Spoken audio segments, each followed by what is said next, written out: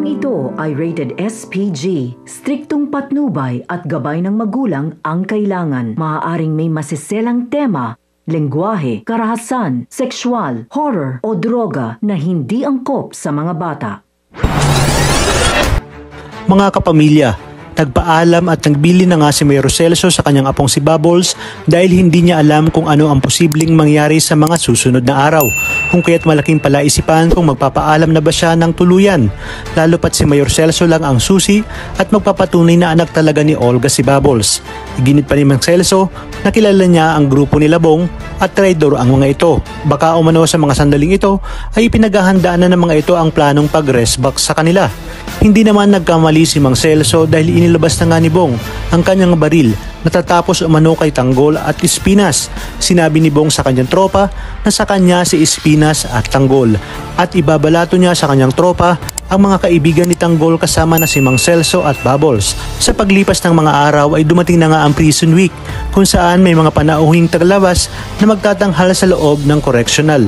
Taunan nga itong ginagawa ni Chief Espinas upang kahit papaano ay maaliw at hindi maburyo ang mga preso sa loob. Kaya naman dito nakapwesto na si Nabong at ang grupo nito. Nakaalerto naman si Tanggol sakaling may gawing hindi maganda si Nabong. Ngunit sa kalagitnaan na pagtatanghal habang abala ang lahat ay sinimulan na ni Nabong ang kanilang plano, kung saan naghagi sila ng tear gas sa gitna ng entablado dahil lang kung kaya't nagkagulo ang mga preso. Dito agad na dinampot ni Bong si Chief Espinas at tinutukan ng baril. Hindi naman agad nakaporma ang mga warden kasama na sina Balatukan at Makasantos. Nagbanta si Bong na buksan ang selda dahil tatakas umano sila at sa oras na hindi sila sumunod ay pasasabugin niya ang ulo ni Chief Espinas.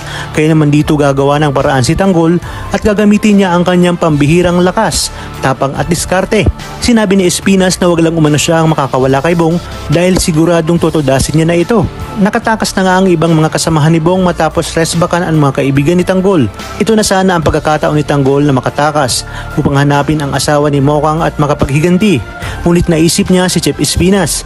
Sinabi ni Tanggol na wag umanong duwag itong si Bong at magduelo sila. Ngunit tuso nga itong si Bong at hindi niya talaga binitawan si Chief Espinas. Kaya naman naabangan natin sa mga susunod na episode kung tuluyang maililigtas ni Tanggol itong si Chief Espinas. Talagang kapanapanabik ang mga susunod na tagpo sa teleseryeng ito. Kaya naman sabay-sabay natin itong abangan. At kung bago ka pa lamang sa akin channel ay sana'y huwag kalimutang mag-like at subscribe. Pindutin ang notification bell para updated kayo palagi. Maraming salamat sa inyong panonood at hanggang sa muli, kapamilya.